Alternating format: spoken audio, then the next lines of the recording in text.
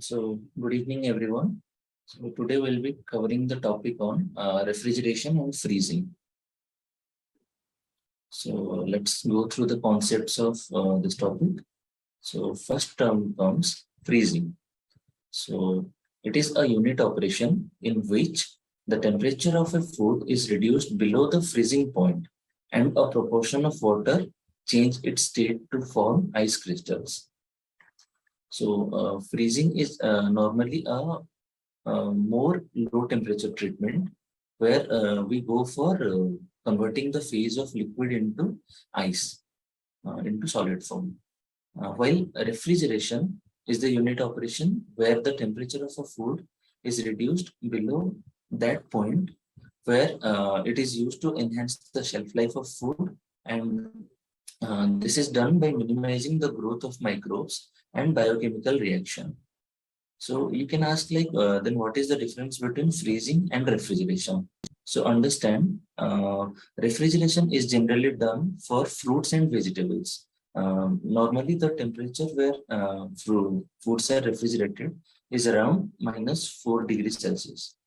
While freezing is done for products like frozen foods or ice cream. So here the general temperature is around -20 degrees Celsius or even lower. So freezing generally goes up to ice crystal formation, but refrigeration keeps the food in in its original form, and its main objective is to minimize the growth of microbes. Then how it is done? So the amount of water present in any product, so it gets reduced due to this reduction of its water activity, because some amount of this liquid becomes unavailable for microbes. So this makes it safe for safe against microbial degradation, which enhances its shelf life.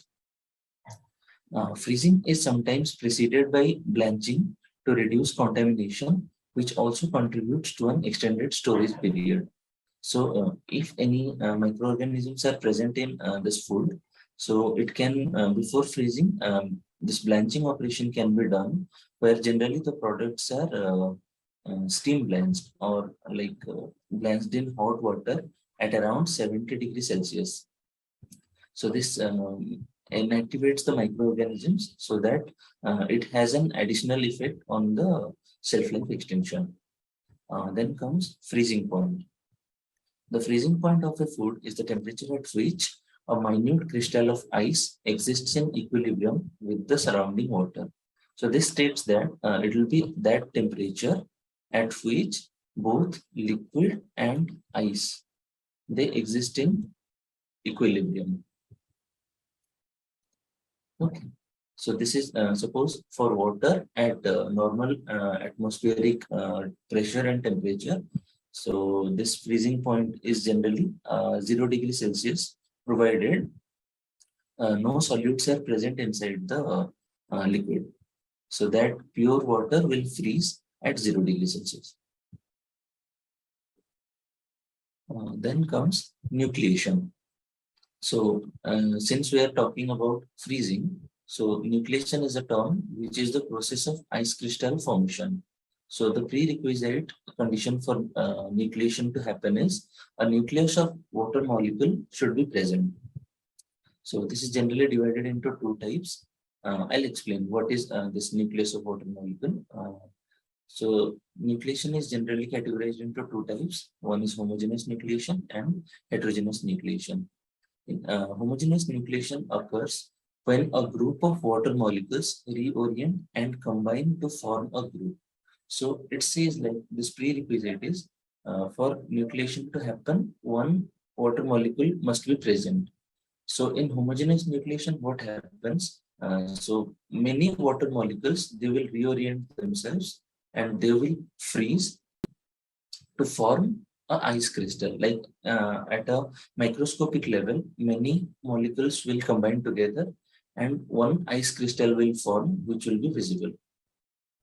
And in heterogeneous nucleation, it forms when a nucleus is suspended around different particles or near a cell wall.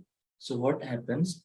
like in any product, if some solute is present, some solute particle is present, suppose X. So around this, these water molecules will join.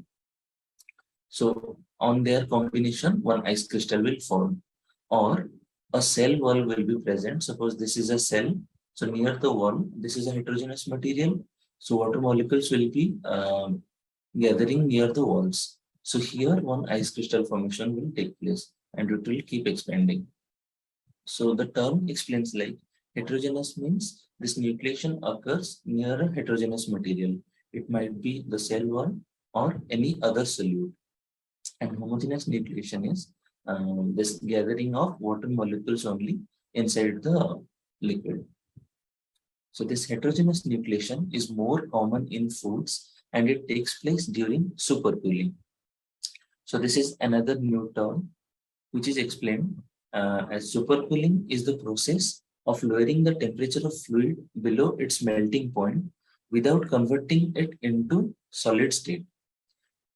So it says like supercooling is that temperature, suppose Y, at which this fluid will go below its melting point, but it will not convert into ice. So how this can be achieved? If no solute is present, like any heterogeneous nucleus or any seed crystal, if it is absent in the liquid, then only homogeneous nucleation will occur, and at that place supercooling is possible. So it is a condition where this temperature will be below the melting point of this liquid, but it will be in a liquid state only. It won't be converted into ice. Okay. So then you might be asking, what is a melting point? So the melting point of a refrigerant or any fluid which we are discussing is the temperature at which its solid and liquid phase are in equilibrium. For example, as we said, like this water.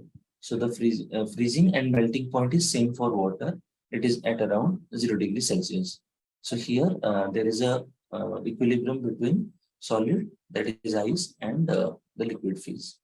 Another example is like Freon 12. It is a commonly used refrigerant. Its melting point is minus 158 degrees Celsius.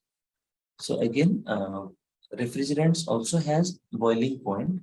So boiling point is defined as at normal atmospheric pressure, the boiling point of a liquid or refrigerant is the temperature at which the vapor pressure of liquid is equal to the external atmospheric pressure. So external atmospheric pressure is 1 bar, or which is 760 millimeter of mercury. So at this condition, the pressure which is you understand in this example. Suppose we are taking water in a container. So this side is open. So here, whatever pressure is exerted over this liquid surface, this is the atmospheric pressure.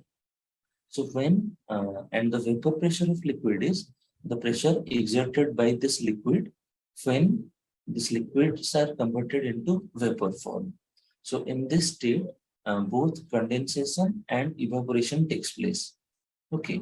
So whatever pressure is exerted by this liquid as a vapor, it is called its vapor pressure.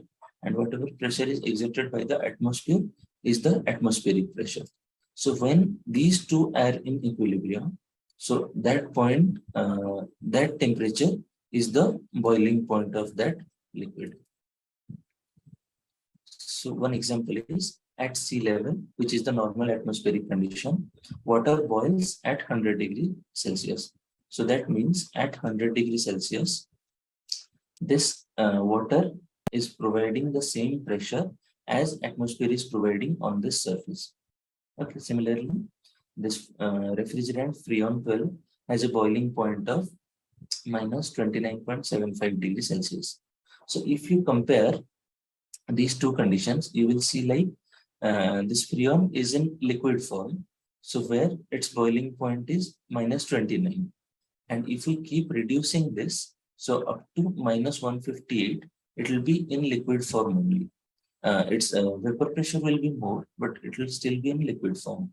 And once it exceeds, like if the temperature goes lower than 158, suppose say minus 160 degrees Celsius, Then this Freon 12 will form ice crystals. Till this temperature, it will be staying in liquid form. Okay. So then another important term is eutectic temperature. So when a temperature of a solution drops, till now we were discussing about a single solution. Now we'll discuss about a mixture. So whenever a temperature of a solution drops, the individual solutes present in the solution, they reach their saturation point and crystallize out. So this eutectic temperature defines the temperature at which a crystal of an individual solute exists in equilibrium with the unfrozen liquor and ice. That means in any solution, one solute is there. So it will be in equilibrium with liquid as well as ice. So example, you can see like for glucose, suppose in glucose, water molecules will be there and glucose molecules will be there. So their eutectic temperature is -5°C. That means for glucose at -5°C, the solutes present in the glucose will be in equilibrium with the liquid and ice present in that glucose solution.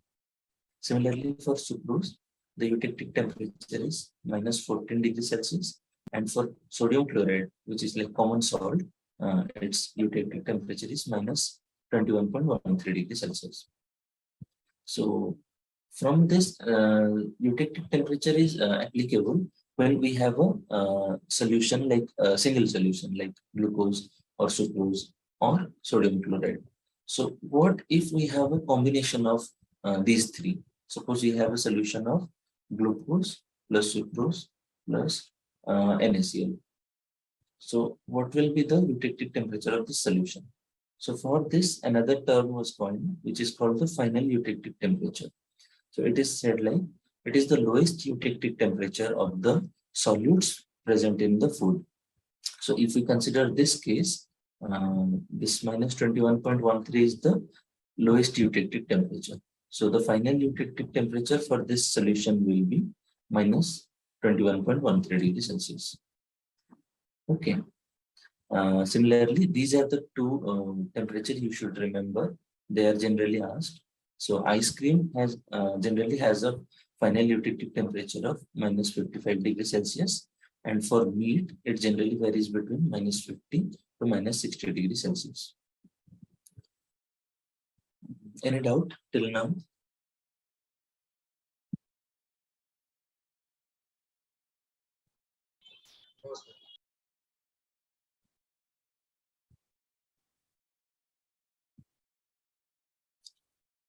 Okay, so we'll move forward. So then comes freezing time. So this has like engineering importance. So understand this properly.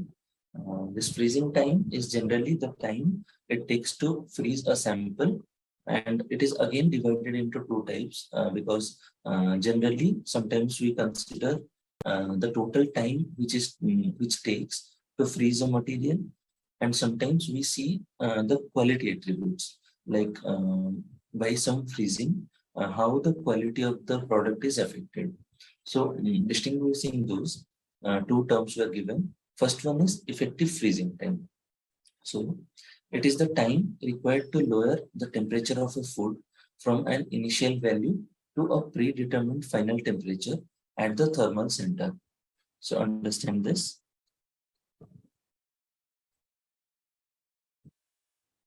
Suppose this is your product. So thermal center is like the center of the product and its temperature is called the thermal temperature. And since we are dealing with this freezing, so this point is called the thermal center of the product.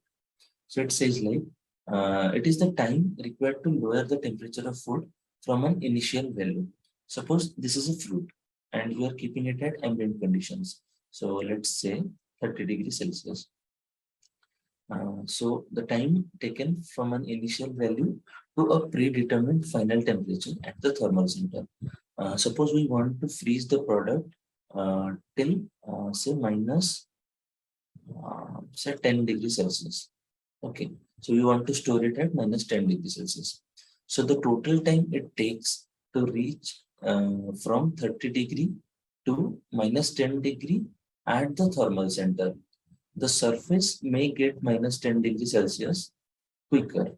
Okay, and freezing takes place from surface to inside. So when the thermal center reaches minus 10 degrees Celsius, that total time is taken as effective freezing time.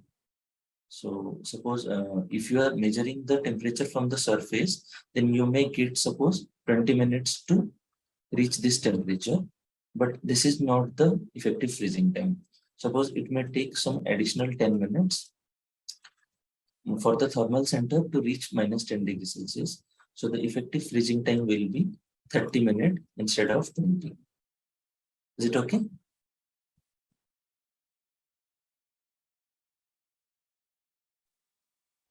Yes, sir. Okay, sir.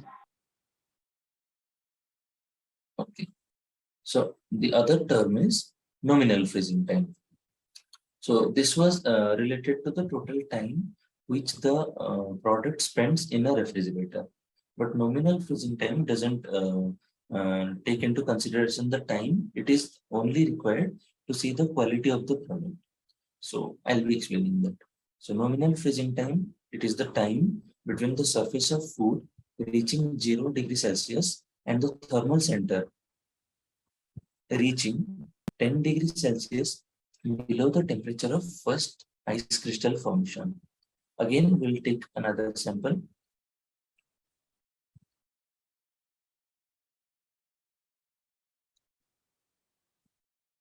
This is its thermal center. So it says like this time starts when the food reaches 0 degrees Celsius. The food means this thermal center only. We never consider the surface. So here, once it reaches 0 degrees Celsius, our time starts. So from this till the thermal center reaches 10 degrees Celsius below the temperature of first ice crystal formation. So suppose in this product, here one ice crystal forms and this forms below 0 degrees Celsius, obviously.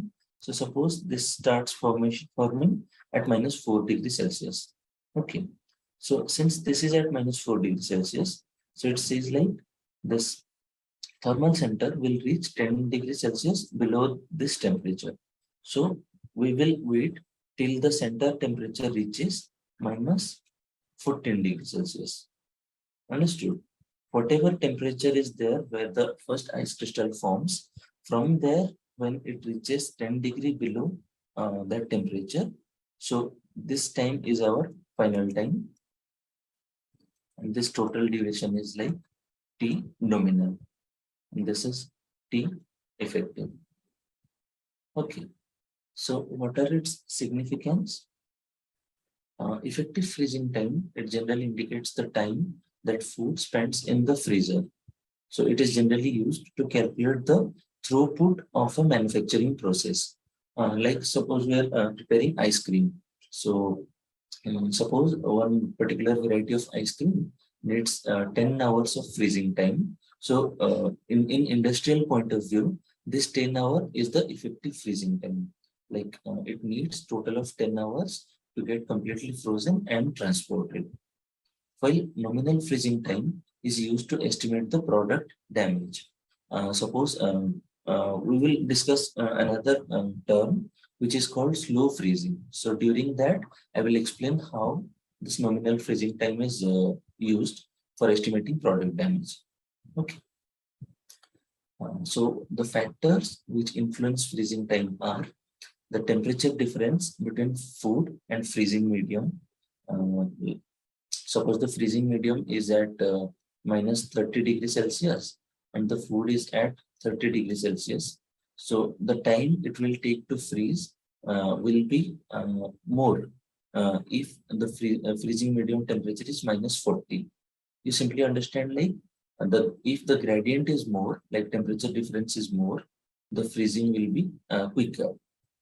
because it will always try to reach to the equilibrium, like this condition it will try to reach. So more is the gradient, the freezing will be faster. Okay. Then the thermal conductivity of food. So in a food, if this thermal conductivity is faster, then the heat transfer will be quicker. For which this heat, in this case, heat transfer means a release of heat from the product. So this will result in quicker decrease of temperature and faster freezing. Okay. Then the third point is area of food exposed for freezing. If we have lesser surface area, suppose consider these two figures. One is like a thin plate with having a larger surface area. This is the surface where freezing occurs, and another is small one with a more thicker cross section. Okay, so this area of food exposed for freezing. So if we have a larger surface area, so freezing will be faster because that whole surface is exposed to the freezing medium. While we have if we have a smaller surface area, so this much amount will be frozen faster as compared to this upper layer, but the rate of freezing through this layer will be slower, which is again dependent on the thickness of food to be frozen. When we have less thickness, so this layer will be frozen at say X time, then this layer, and in a total time, this total food will be frozen quickly. But in this case, many layers will be formed. So this freezing will take more time when the thickness of food is more. Another thing is like sometimes this freezing is given from both sides also. Suppose a plate is given on which this product is kept, and here freezing occurs due to conduction, and here due to convection. So in this case also, both the area and thickness will play a similar role. Like the only difference is freezing will be occurring from both the ends. So anyway, this will be quicker than freezing from single side. But again, this area and thickness of food will determine how quickly or how slowly a product is getting frozen. Okay. So next is freezing rate. Freezing rate is defined as the ratio of difference between the initial and final temperature of product to the freezing time.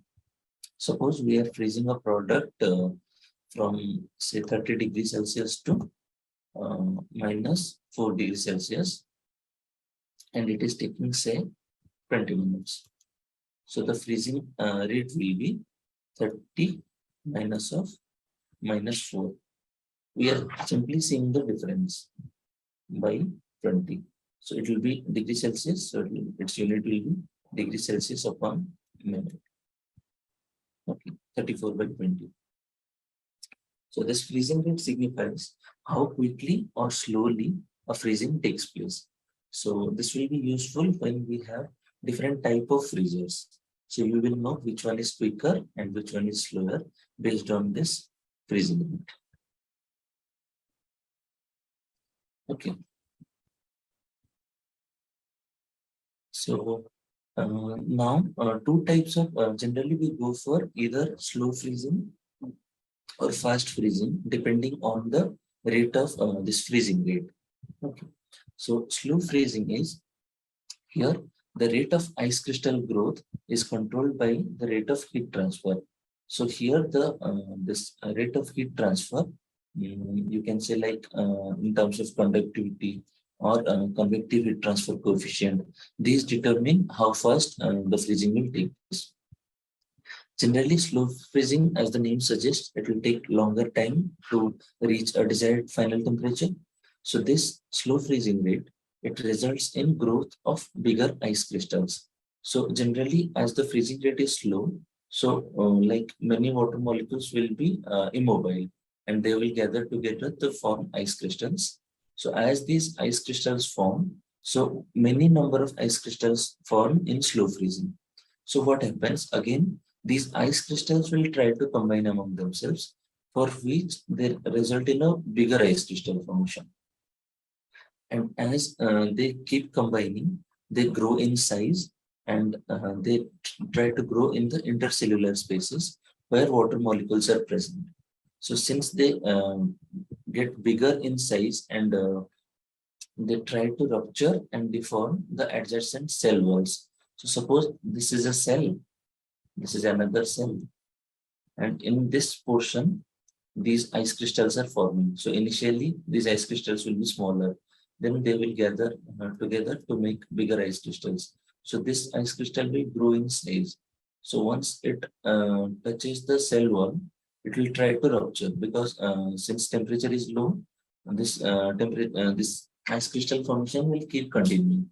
And once it ruptures the cell wall, this inside content, whatever is like cell materials present inside these cells, it will try to leak from these surfaces as this ice crystal grows.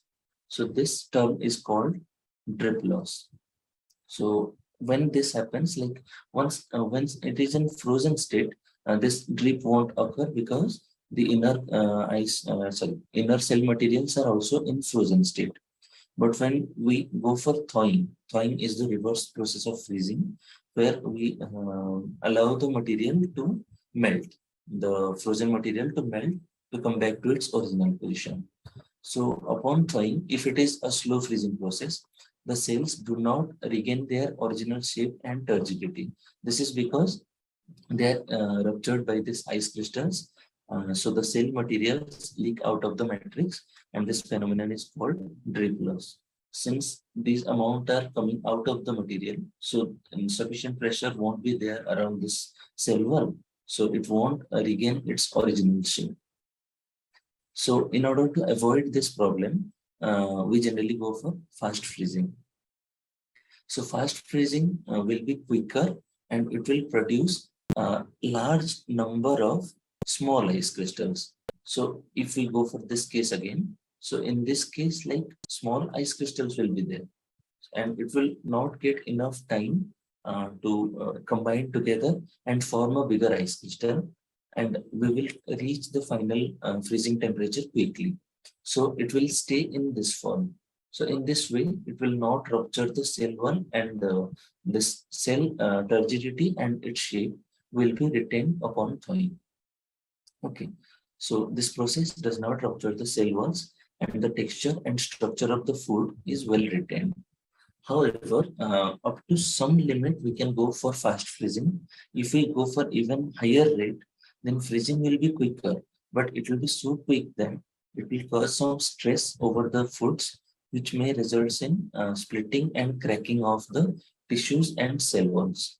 So if we go for a very high freezing rate, then this will become stiff, because the process will be so quick, like this cell wall and wall materials will also be frozen. So there is a chance that they may not get time to reorient themselves, and it may cause a rupture in these cell walls. Okay. So coming to the equipment part.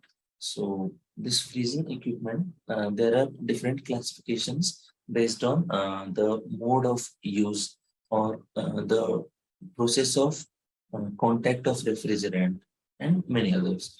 So first one is the mode of use. One is mechanical freezer, and another is cryogenic freezer. So in mechanical freezer, the refrigerant is evaporated and compressed in a continuous cycle. So in a refrigeration cycle, this refrigerant, suppose this is the refrigeration cycle. In our further slides, I'll explain in details about the refrigeration cycle. So it essentially consists of four parts. The first one is an evaporator.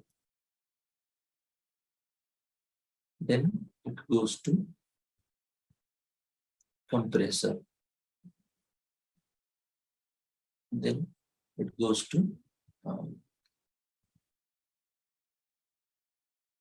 condenser, and finally